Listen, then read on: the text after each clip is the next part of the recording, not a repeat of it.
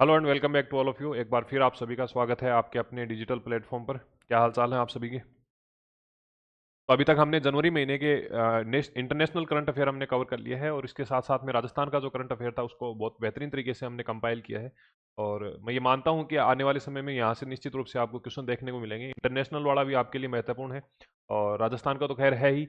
जनवरी महीना वैसे ये मान के चलिए कि पूरा ही जो है वो आपके लिए महत्वपूर्ण रहने वाला है। तो दो सेशन हमने कर लिए हैं, तीसरा सेशन हमारा बचता है राष्ट्रीय करंट अफेयर का, राष्ट्रीय समसामयिकी जो पोर्शन है उसका। तो बेसिकली हर महीने हम जो है वो नेशनल जो करंट अफेयर है उसको 3 सेशन में डिवाइड करते हैं, जिसमें एक तो नेशनल करंट अफेयर हम पढ़ लेते हैं। इसके साथ साथ में स्पोर्ट्स और जो टेक्नोलॉजी वाला पोर्शन है उसे हम अलग से कवर करते हैं। आज के सेशन में हम बात करेंगे टेक्नोलॉजी की, जिसमें आपकी जो जितनी भी महत्वपूर्ण टेक्नोलॉजी है, बेसिकली जो है आपका मेन जो रोल रहता है वो स्पेस टेक्नोलॉजी और आपका जो है डिफेंस टेक्नोलॉजी। डिफेंस और स्पेस टेक्नोलॉजी मुख्य रूप से देखते हैं, पर इसके साथ साथ में अगर मान लो आईसीटी की भी कोई बात हो रही है, क्वांटम कंप्यूटिंग की कोई बात हो रही है, ठीक है।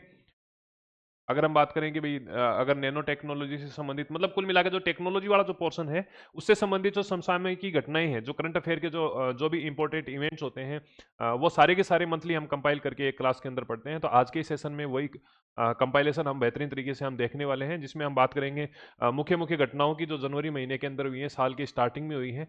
और ये मान के चलिए कि अगर आपके सिलेबस के अंदर करंट अफेयर लगता है, स्पेशली नेशनल करंट अफेयर लगता है, तो निश्चित रूप से आज का जो सेशन है वो महत्वपूर्ण रहने वाला है।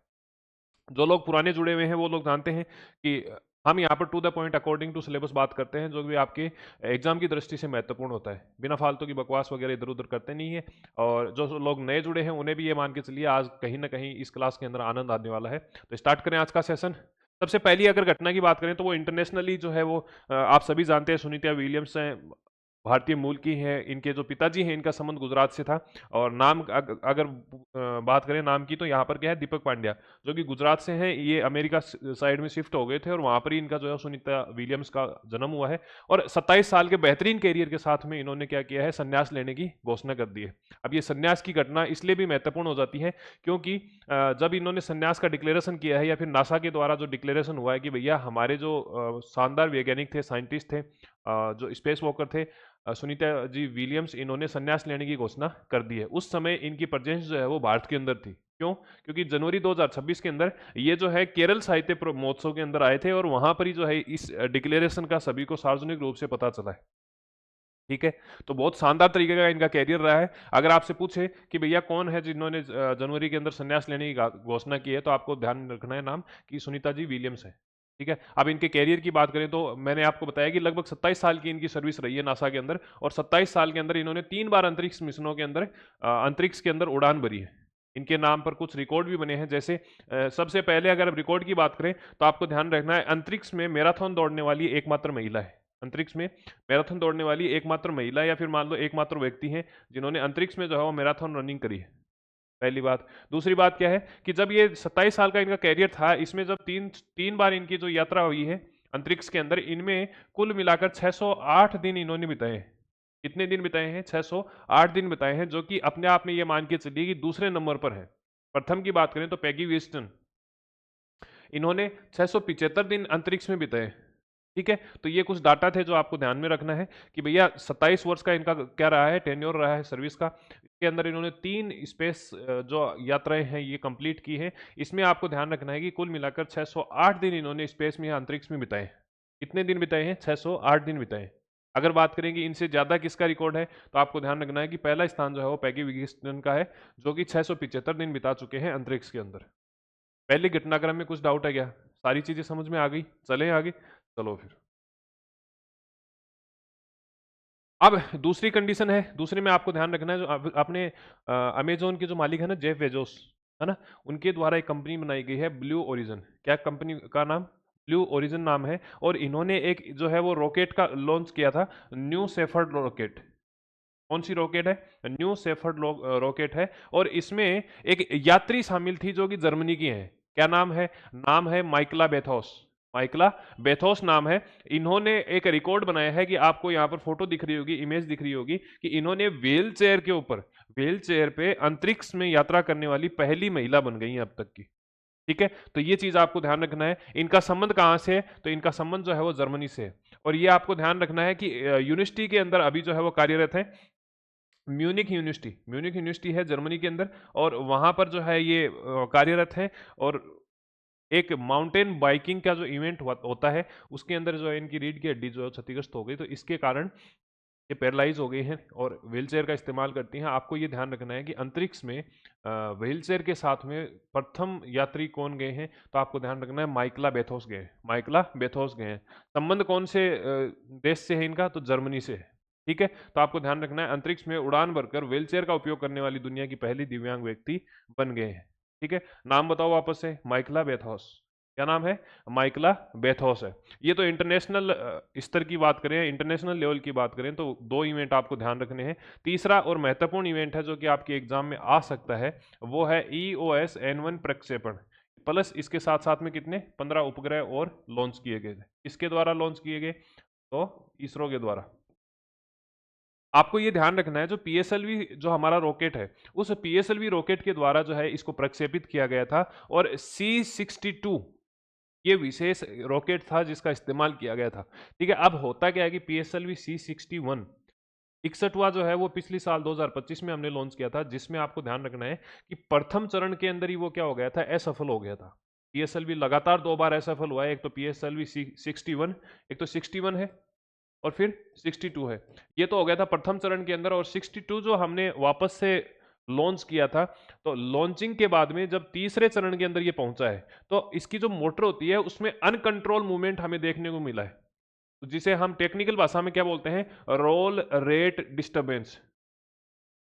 अनियंत्रित घूर्णन जो है वो हमें इसकी मोटर में देखने को मिला, और इसके कारण जो है ये असफल हो गया। और जो EOS-N1 हमारा उपग्रह था, और इसके साथ साथ में कितने उपग्रह थे, 15 अन्य वाणिज्यिक या कॉमर्शियल जो सैटेलाइट थी, ये सभी के सभी वहां पर नष्ट हो गई है। तो ये थोड़ा सा ध्यान रख लेना। अगर आप इसकी इसरो की साइट पे जाओगे ना, इसरो की अगर आप साइट पे जाओगे तो आपको वहां पर ये जो है डिटेल से बता रखा है कि भैया हमारा जो PSLV C62 है ये क्या हो गया है, असफल हो गया। इससे पहले कौन सा हुआ था, 61 हुआ था। ठीक है, तो इसके बारे में थोड़ा सा देख लेना। ये देखो ये रहा। हाँ, इसमें कुछ और अन्य जानकारी भी दे रखी है, वो भी थोड़ा सा हम देख लेते हैं यहाँ पर। इसमें क्या दे रखा है कि भैया जो है EOS-N1 EOS-N1 जो मिशन है, ये न्यू स्पेस इंडिया लिमिटेड का कौन सा है, 9वां विशेष जो है मिशन है। ठीक है, सबसे पहली बात ये ध्यान रखना है कि जो इसरो की न्यू स्पेस इंडिया लिमिटेड है NSIL, NSIL का 9वां विशेष वाणिज्यिक मिशन है, 9वां विशेष जो है स्पेशल कॉमर्शियल मिशन है। ठीक है, इसके बाद में क्या कहा गया है कि इस मिशन के तहत 15 उपग्रह जो है, एक तो EOS-N1 है, और इसके साथ साथ में 15 उपग्रह जो है उन्हें क्या किया गया है, लॉन्च किया गया था। अब लॉन्च कहाँ किया गया है, पृथ्वी प्रक्षेपण में, मतलब पृथ्वी को ऑब्जर्व करने के लिए, पृथ्वी पर नजर रखने के लिए, पर्यावरण संबंधी, रक्षा संबंधी, तकनीकी संबंधी, तो इसके लिए जो है इन उपग्रहों को क्या किया गया था, लॉन्च किया गया है। किस व्हीकल के द्वारा किया गया, तो PSLV C62। ठीक है, इससे पहले असफल कौन सा हुआ, तो 61 हुआ था। कब किया, 2025 में किया था। ठीक है, यहां ध्यान रखना है 12 जनवरी को इसे लॉन्च किया गया है PSLV C62 को। और यहां पर क्या बताया गया है कि भैया अभी तक जो है उल्लेखनीय 63 उड़ान जो है ये पूरी कर चुका है। PSLV जो है ना, PSLV polar satellite launch vehicle, ये अभी तक 63 अपनी जो उड़ानें कंप्लीट कर चुका है, ये आपको ध्यान रखना है।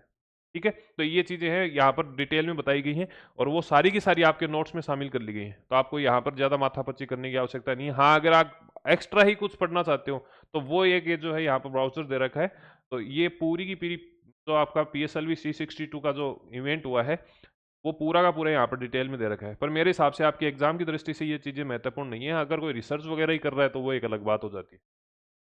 ठीक है, तो आपको मोटा मोटी इतना ध्यान रखना है कि भैया जो PSL C62 है वो असफल हो गया है। कौन से चरण में हुआ, तीसरे चरण में। कारण क्या था, तो रोल रेट डिस्टर्बेंस के कारण हुआ है। जो इसकी मोटर है वो तीसरे चरण में अनियंत्रित घूर्णन कर गई, मतलब अपने हिसाब से ही, अपने मन मर्जी से ही उसका जो है वो रोटेशन हो गया, तो इस कारण से असफल हो गए। और 15 जो उपग्रह सैटेलाइट इसमें थे वो सारे के सारे यहाँ पर नष्ट हो गए। अगर लॉन्चिंग की बात करें तो 12 जनवरी 2026 को 10:17 पर इसे सतीश धवन अंतरिक्ष केंद्र, जो कि आपका आंध्र प्रदेश में है, हरिकोट में है, तो वहां से इसको क्या किया गया है, लॉन्च किया गया है।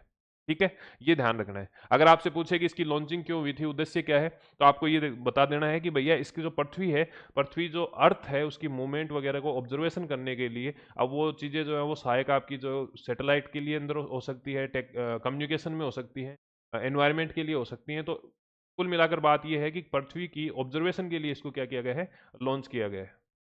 ठीक है, फिर आपको ध्यान रखना है कि बेंगलोर की एक कंपनी है पिक्सल स्पेस। पिक्सल स्पेस ने अन्य छोटी छोटी कई कंपनियों के साथ मिलकर एक कंसोर्टियम बनाया है। कंसोर्टियम का मतलब है एक समूह बनाया है। एक क्या बनाया है, समूह बनाया है। और इस समूह के द्वारा जो नाम रखा गया है वो है अलाइड ऑर्बिटस। ठीक है, क्या नाम है, अलाइड ऑर्बिट्स है। तो इसके द्वारा और एक आपके इसरो की जो कंपनी है इन स्पेस, इसरो की ही एक संस्था है इन स्पेस, इसके साथ में मिलकर एक एमओयू किया गया है। तो पिक्सल स्पेस के नेतृत्व में एक ऑर्बिट बनाया गया, एक कंसोर्टियम बनाया गया जिसका नाम क्या है, अलाइड ऑर्बिट्स है। और अलाइड ऑर्बिट्स ने इसरो की जो एक संस्था है इन स्पेस, इसके साथ में एमओयू किया है। एमओयू क्यों किया, समझौता क्यों किया है, इसका उद्देश्य क्या है कि भैया हम क्या करेंगे निजी तौर पर, मतलब एक तो ये तो हो गया आपका जो है वो पब्लिक वाला, और ये प्राइवेट संस्था हो गई।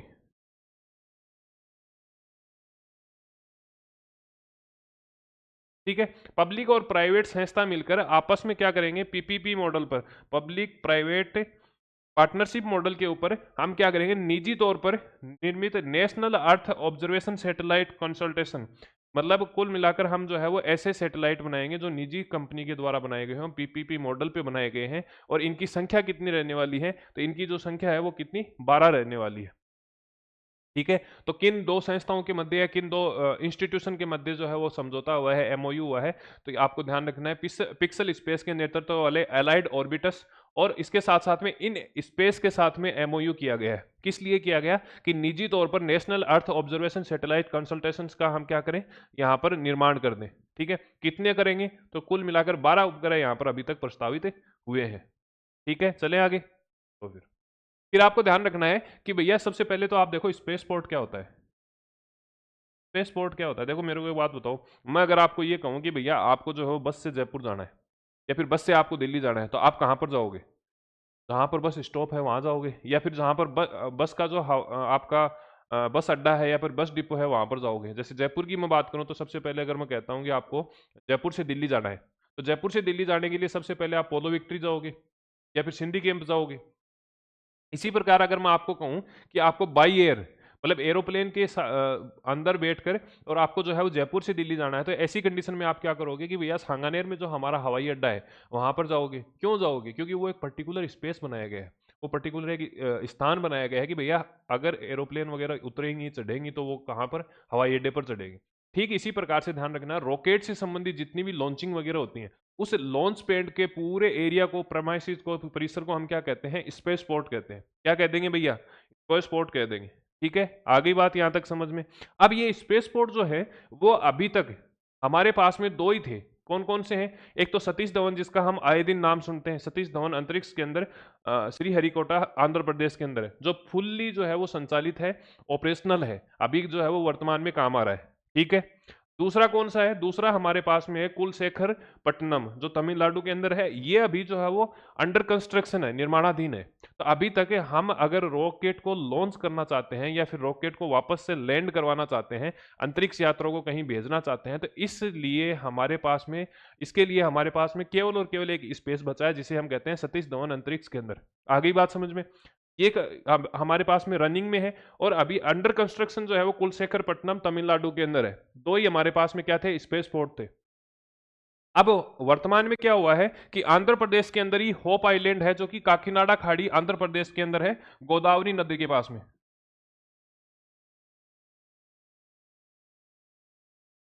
गोदावरी नदी के पास में काकीनाडा खाड़ी है, और यहां पर जो है होप आइलैंड के नाम से एक जगह है, इसे हम क्या करने वाले हैं, स्पेस पोर्ट के रूप में विकसित करने वाले हैं। तो अगर ये विकसित हो जाता है, उसके बाद में भारत के अंदर कितने स्पेस पोर्ट हो जाएंगे, 3 हो जाएंगे, जिसमें से एक तो अभी वर्तमान में रनिंग में है, एक जो है हम अंडर कंस्ट्रक्शन काम कर रहे हैं इसके अंदर, और तीसरा जो है हमने डिक्लेयर कर दिया है। ठीक है, फोटो में आप देख सकते हो कि सबसे पहला कौन सा है, सतीश धवन अंतरिक्ष के अंदर श्री हरिकोट आंध्र प्रदेश में है।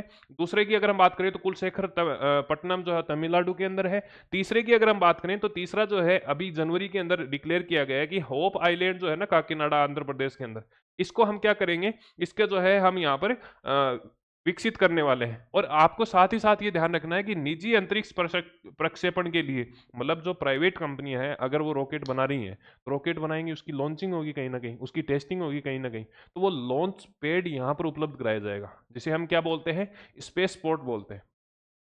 तो अगर आपसे पूछे कि भारत में कुल कितने हो जाएंगे, इसके बाद में 3 हो जाएंगे। और निजी क्षेत्र का कौन सा पहला है, तो होप आइलैंड जो है आंध्र प्रदेश के अंदर काकीनाडा खाड़ी के अंदर, वो अपने पूरे भारत देश का पहला क्या हो जाएगा, स्पेस पोर्ट होने वाला है। ठीक है, चलें आगे। अभी अपने पास में रनिंग में कितना है, एक है, सतीश धवन वाला जो है। उसके बाद में बात करें अंडर कंस्ट्रक्शन कौन सा है, तो कुलशेखर पट्टनम है जो कि तमिलनाडु के अंदर है। आगे बात समझ में, चलो फिर आगे। फिर आपको ध्यान रखना है कि भैया जो पिनाका अपनी जो मिसाइल है, Pinaka missile surface to surface काम करती है, और बहुत ही बेहतरीन जो है वो लॉन्चिंग, आपने देखा होगा कारगिल में भी इसका उपयोग किया गया था। और इसकी रेंज की बात करें, पहले कम थी, अभी इसको डेवलप करके और मॉडर्नाइजेशन करके इसके जो है रेंज को बढ़ाया गया है, लगभग 120 किलोमीटर की।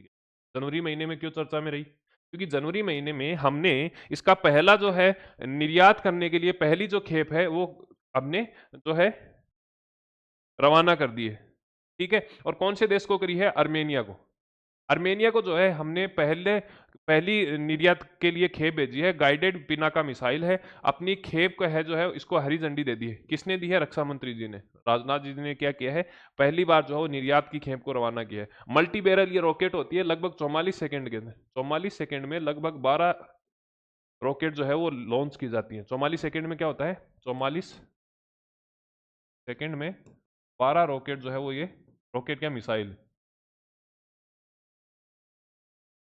12 मिसाइल जो है वो ये लॉन्च करती है। ये आप देख सकते हैं मल्टी बैरल है, मतलब एक साथ में ये जो है वो 44 सेकंड में लॉन्च हो जाती है। ठीक है, हवा में जो है अपनी डायरेक्शन ये चेंज कर सकती है, मतलब जैसे आपने छोड़ा, फिर आप नीचे से अगर इसको कंट्रोल कर रहे हो तो फिर ये चेंज भी हो जाती है, टारगेट जो है वो इसका चेंज हो जाता है। तो ये चीज़ें आपको ध्यान रखना है कि भैया जो पिनाका है उसको सबसे पहले निर्यात किसको किया गया है, तो अर्मेनिया को किया गया है। हरी झंडी किसने दिखाई, तो हमारे जो रक्षा मंत्री महोदय हैं राजनाथ सिंह जी, इन्होंने इनको क्या किया है, हरी झंडी दिखाई है। ठीक है, कौन सी मिसाइल है, पिनाका मिसाइल। हो गई बात। अब हम बात करते हैं परले मिसाइल की। देखो परले मिसाइल जो है वो भी पहले से ही थी, अब इसका जो है पहली बार क्या हुआ है, सॉल्वो परीक्षण हुआ है। कहां पर हुआ है, तो चांदीपुर ओडिशा के अंदर हुआ है, चांदीपुर ओडिशा के अंदर हुआ है। देखो मिसाइल पहले से थी, परीक्षण हम कर रहे थे, काम भी कर रही थी, अब हमने जो है सॉल्वो परीक्षण किया। सॉल्वो परीक्षण का मतलब है किसी भी एक लॉन्च पैड पे, मतलब यहां से हम मिसाइल जो है वो डिक्लेयर कर वो लॉन्च कर रहे हैं, तो आपको ध्यान रखना है एक के बाद एक मिसाइल तुरंत एक ही लॉन्च पैड से अगर हम लॉन्च करते हैं उसे हम क्या बोलते हैं, सोलो परीक्षण बोलते हैं। ठीक है, तो सोलो परीक्षण जो है वो किया गया है कि एक ही लॉन्चर से त्वरित अंतराल पर एक से अधिक मिसाइल को दागना।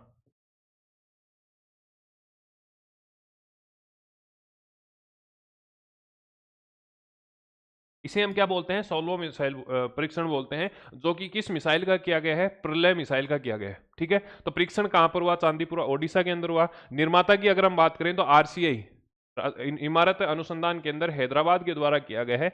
ये ठोस फ्यूल या सॉलिड फ्यूल के ऊपर आधारित है, ध्यान रखना इस बात का। ठीक है, अर्ध बैलिस्टिक मिसाइल है जिसे हम सरफेस टू सरफेस मारने के लिए यूज में लेते हैं। तो कौन सी मिसाइल का सोलो परीक्षण हुआ है, परले का हुआ है, इसका हुआ है, परले मिसाइल का हुआ है।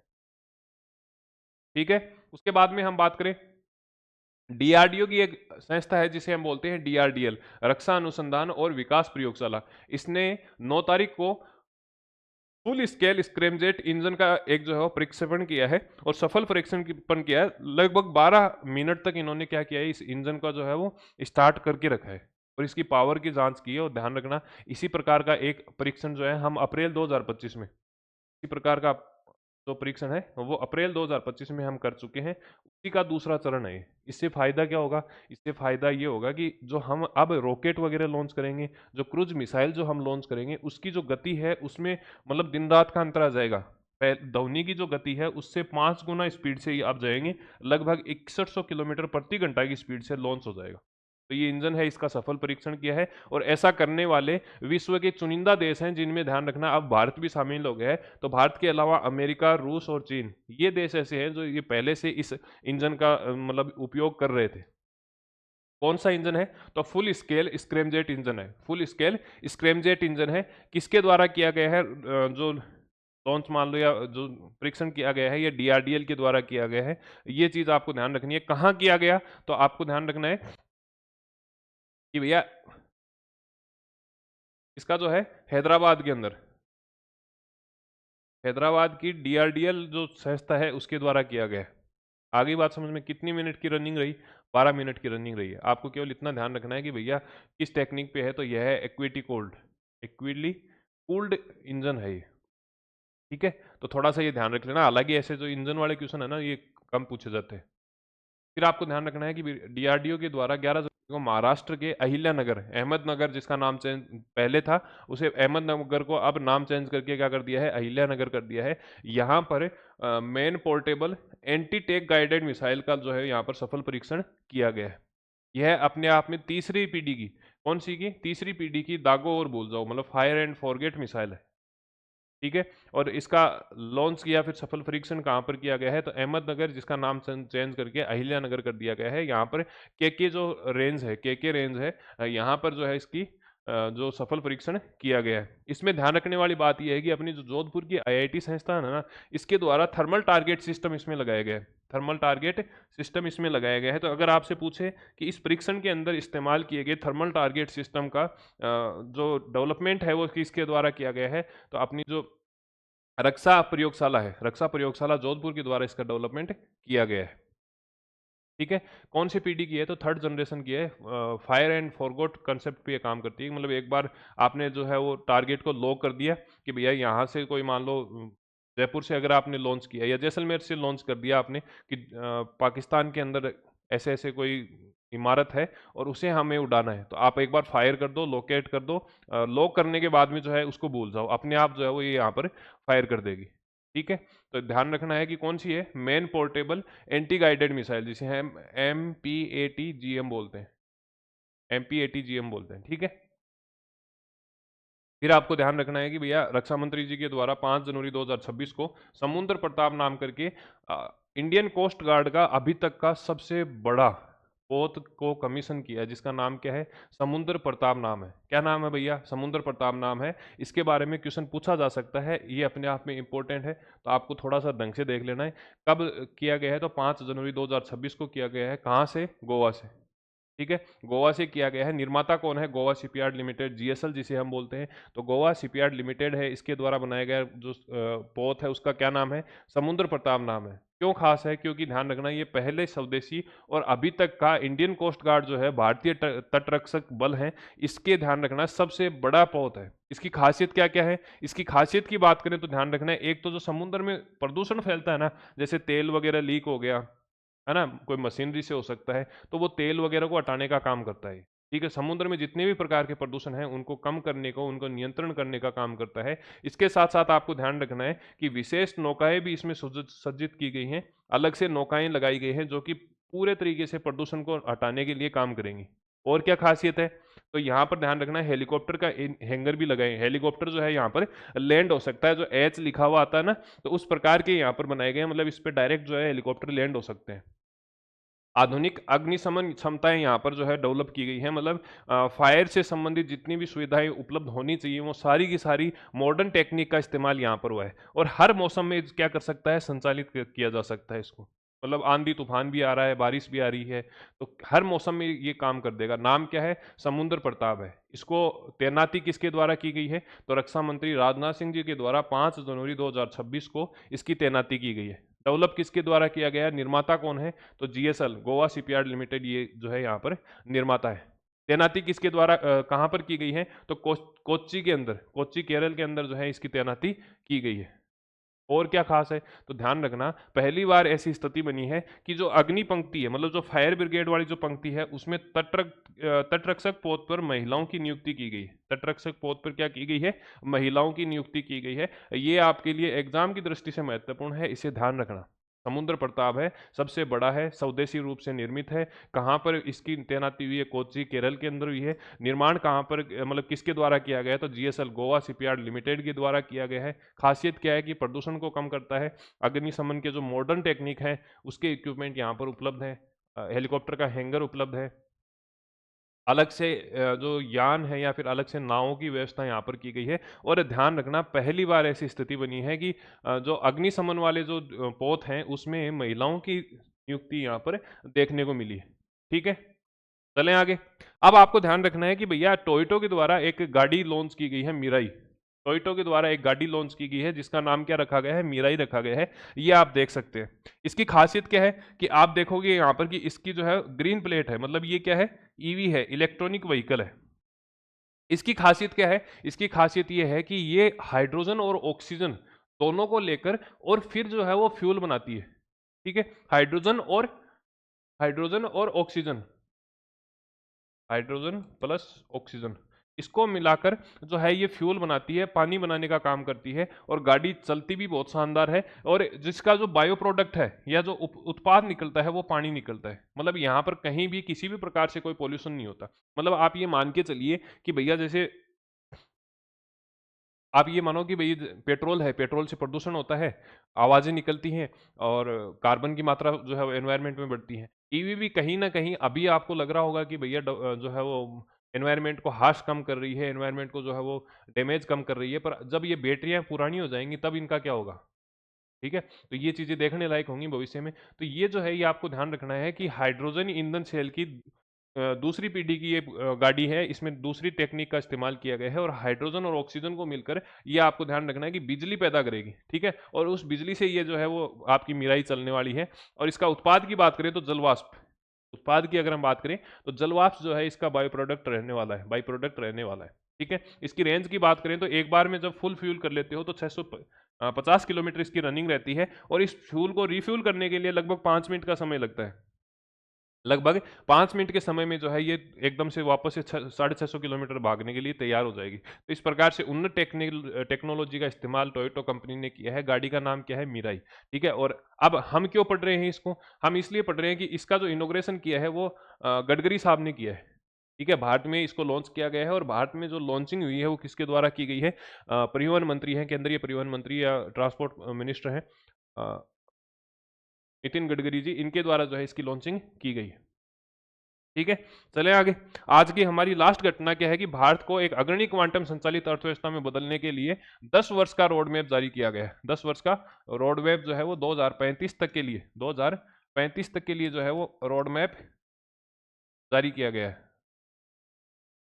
ठीक है, 2035 तक के लिए क्या किया गया है? रोड मैप जारी किया गया है। अब आपको ध्यान ये रखना है कि भाई क्वांटम जो आपकी टेक्नोलॉजी है, क्वांटम जो थ्योरी है, वो 2025 में क्यों महत्वपूर्ण थी, थोड़ा सा इसके बारे में देख लेते हैं। क्योंकि 1925 में पहली बार फर्स्ट क्वांटम थ्योरी दी गई थी। देखो, एक तो एटम होते हैं और एटम से भी नीचे सब और एटम में जाकर हम जब बात करते हैं डेवलपमेंट की, हम बात करते हैं टेक्निक की, तो उसे हम क्या बोलते हैं? क्वांटम टेक्नोलॉजी बोलते हैं। तो 1925 में पहली बार वर्नर हाजेनबर्ग वर्नर हाजेनबर्ग के द्वारा जो है, आपको ध्यान रखना है, फर्स्ट क्वांटम थ्योरी दी गई थी जिसे हम मैट्रिक्स मैकेनिक्स बोलते हैं, मैट्रिक्स मैकेनिक्स बोलते हैं, ये दी गई थी। और 2025 में ध्यान रखना, 2025 के अंदर पूरे इसको 100 वर्ष हो गए थे। ठीक है, 2025 में इसे 100 वर्ष हो गए थे। और इसीलिए 2025 में यूनेस्को के द्वारा year of quantum science and technology वर्ष जो है इसको डिक्लेयर किया गया था। ये थोड़ी सी स्टैटिक नॉलेज है या स्टैटिक जो है वो चीज़ें हैं, आपको थोड़ी सी ध्यान रख लेनी है। अब इसी क्रम में भारत के द्वारा 10 वर्ष के लिए जो है वो रोड मैप जारी किया गया है, जिसमें ये कहा गया है कि भारत में कम से कम 10 वैश्विक स्तर के हम क्या करने वाले हैं? स्टार्टअप डेवलप करने वाले हैं। मतलब 10 ऐसी नई कंपनियों का निर्माण हम यहाँ पर करेंगे जो कि वैश्विक स्तर पर अपना जो है वो प्रमुख स्थान रखती हो। ठीक है, और जो 2025 तक क्या करें, 100 मिलियन अमेरिकी डॉलर से अधिक क्या हो जाए, उनका रेवेन्यू हो जाए। ये यहाँ पर टारगेट रखा गया है 10 वर्ष में, मतलब 2035 तक। ठीक है, 2035 तक वैश्विक क्वांटम सॉफ्टवेयर के बाजारों में जो हिस्सेदारी है वो भारत की कितनी रहे? 50% तक रहे। तो 100 मिलियन अमेरिकी डॉलर का हमने क्या रखा है? रेवेन्यू का टारगेट रखा है। एटलीस्ट हम 10 ऐसे स्टार्टअप जो है यहाँ पर 2035 तक हम क्या करेंगे? डेवलप कर देंगे। ठीक है, 2035 तक हमारी जो हिस्सेदारी रहेगी क्वांटम कंप्यूटिंग के अंदर, वो कम से कम जो है वो 50% रहने वाली है। ठीक है।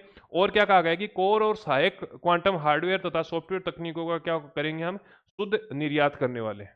इस प्रकार से आपकी टेक्नोलॉजी वाला पोर्शन जो है वो कंप्लीट हो गया है। कुछ और अगर हम बात करें कि क्या क्या कुछ सिफारिश की गई है, तो 2-3 वर्षों में हम क्या करेंगे, कार्यबल का विस्तार कर देंगे और संभावना वाले क्षेत्रों में प्राथमिकता देंगे, जैसे सुरक्षित सुरक्षित संचार है, स्वास्थ्य है, इनमें हम क्वांटम का किस प्रकार से इस्तेमाल कर सकते हैं। लैब टू मार्केट जो है उसमें तेजी लेके आएंगे, मतलब तुरंत डेवलपमेंट करेंगे और फिर तुरंत उसे मार्केट में उतार देंगे। ठीक है, वैश्विक मानकों में अग्रणी बनाएंगे और स्टार्टअप को क्या करेंगे, आकर्षित कर देंगे, या स्टार्टअप जो है उनको हम क्या करेंगे, बढ़ोतरी देंगे। तो ये चीज़ हम मोटा मोटी जो है हम यहाँ पर पढ़ चुके हैं। एक बार छोटा सा रिवीजन कर लेंगे, एक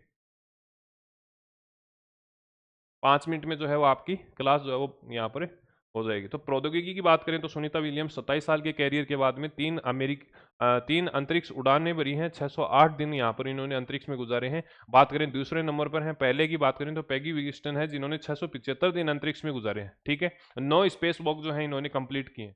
कितनी की है, 9 बार जो है स्पेस वॉक की है। अंतरिक्ष में मैराथन दौड़ने वाली पहली व्यक्ति हैं। और इसके साथ साथ आपको ध्यान रखना है, इनका संबंध भारत से है, भारतवंशी है, क्योंकि इनके पिता जो थे वो गुजरात के अंदर दीपक पांड्या नाम से थे और फिर वो जो है अमेरिका की साइड में शिफ्ट हो गए और वहीं इनका जन्म हुआ है। ठीक है, 2026 में इनकी भारत में यात्रा रही है। केरल साहित्य महोत्सव के अंदर इन्होंने भाग लिया है।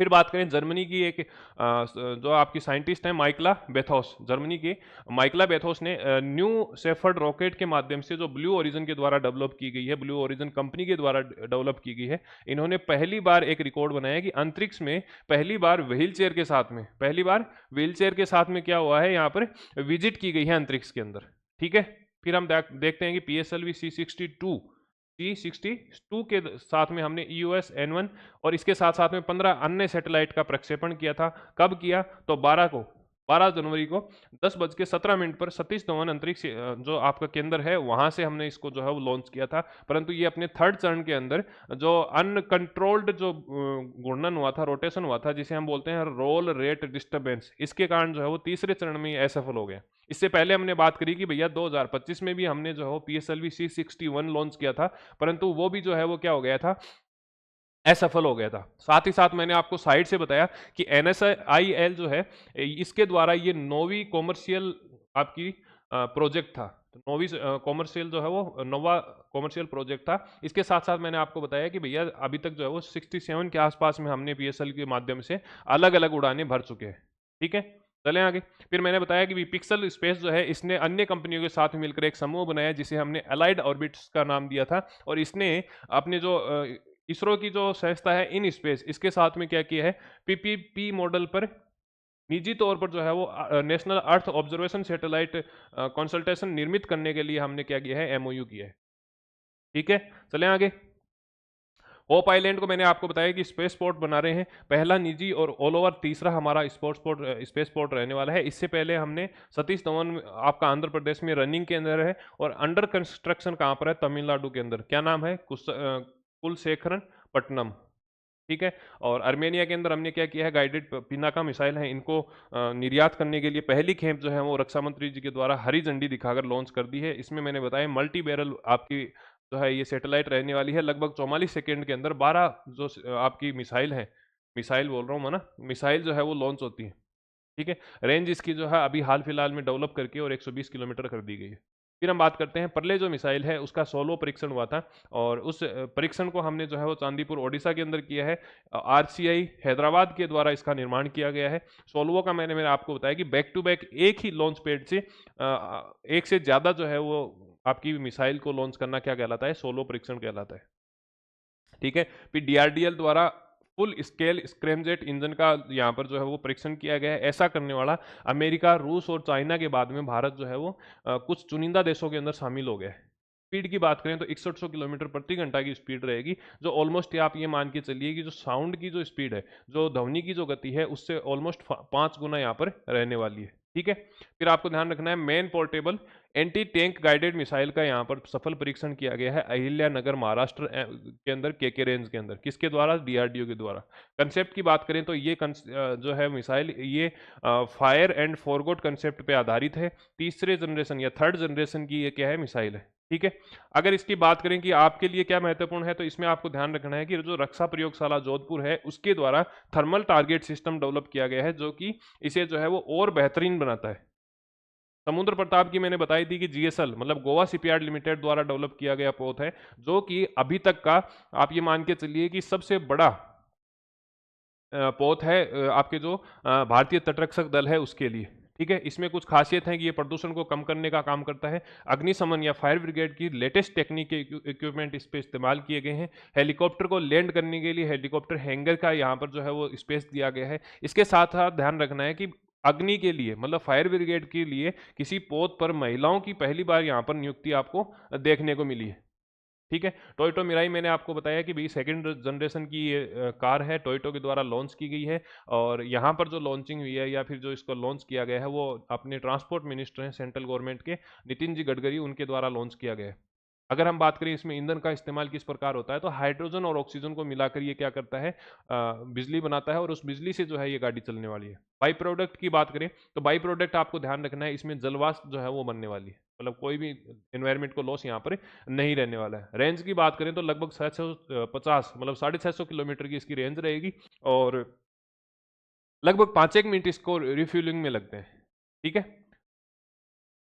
फिर आपको ध्यान रखना है कि भैया क्वांटम के लिए हमने 2035 तक का टारगेट रखा है कि 100 मिलियन जो आपका जो है 100 मिलियन अमेरिकी डॉलर का हम टारगेट यहाँ पर रख रहे हैं कि लगभग 10 स्टार्टअप तो हम जो है वैश्विक स्तर वर्ल्ड वाइड जो है हम यहाँ पर डेवलप करने वाले हैं। ठीक है, तो स्टार्टअप्स को हम क्या करेंगे यहाँ पर प्रोत्साहन देने वाले हैं। इसके साथ साथ कहा कि भी 2035 तक जो है क्वांटम वाले एरिया के अंदर एटलीस्ट हमारी जो है 50% तक हिस्सेदारी होनी चाहिए। और क्या कहा कि भी कोर और सहायक क्वांटम हार्डवेयर हैं और जो सॉफ्टवेयर है उनकी टेक्निक का हम क्या करने वाले हैं, प्योर तरीके से जो है एक्सपोर्टर बनने वाले हैं या शुद्ध रूप से क्या बनने वाले हैं, निर्यातक बनने वाले हैं। इसके साथ साथ मैंने कहा कि 1925 में पहली बार क्वांटम थ्योरी दी गई थी, जिसे हमने मैट्रिक्स मैकेनिक्स के नाम से जाना था। किसके द्वारा दी गई, तो वर्नर हाइजेनबर्ग के द्वारा ये दी गई थी और इसके 100 वर्ष होने के उपलक्ष्य में यूनेस्को द्वारा 2025 को year of quantum science and technology year जो है वो डिक्लेयर किया गया है।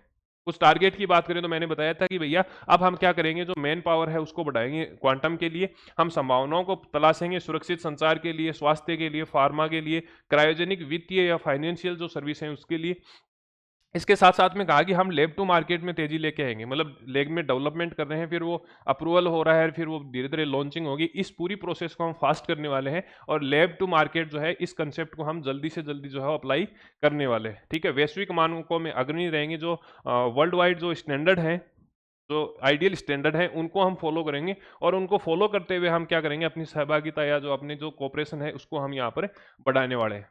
और क्या कहा है कि स्टार्टअप को हम आकृष्ट करेंगे। मैंने आपको स्टार्टिंग में बताया था कि भैया स्टार्टअप को तो हम डेवलप कर ही रहे हैं और स्टार्टअप की जो इकोनॉमी है मतलब क्वांटम वाले जो एरिया है इसमें हमारा एटलीस्ट जो पार्टिसिपेशन है वो 100 मिलियन डॉलर का 2035 तक हम जो है करने वाले हैं। तो इस प्रकार से आपको जो है वो चीज़ें समझ में आ गई होंगी और क्लास जो है वो आपकी ऑलमोस्ट पूरी हो गई है, ज़्यादा कुछ लंबा चौड़ा यहाँ पर था नहीं। और कोशिश हमारी रहेगी जो सब इंस्पेक्टर वाले लोग जुड़े हुए हैं, कुछ साथी हमारे जो हैं सब इंस्पेक्टर की तैयारी कर रहे हैं, तो उनको एक साइंस और टेक्नोलॉजी की अलग से क्लास दे दी जाए, क्योंकि आपके जो आना था वो लगभग इतना आ गया है। फरवरी महीने का भी हम थोड़ा सा कवर कर लेंगे, तो उसके बाद में जो है वो लास्ट 5-6 महीनों के हम सोच रहे हैं कि भी एक साइंस और टेक्नोलॉजी का आपको बाइंड अप करके दे दें। ठीक है, इसीलिए जल्दी जल्दी आपकी क्लासें हो रही हैं, ज़्यादा कुछ समय आपको लगा नहीं है इस क्लास के अंदर। ठीक है, तो मिलते हैं एक नए सेशन के साथ में। अगला जो सेशन है वो हमारा नेशनल या फिर स्पोर्ट्स वाले में से किसी एक को ले लेंगे और उसके बाद में जो है हम फरवरी महीने का करंट अफेयर स्टार्ट कर देंगे। मिलते हैं एक नए सेशन के साथ में, तब तक के लिए धन्यवाद। जय हिंद, जय भारत, थैंक यू।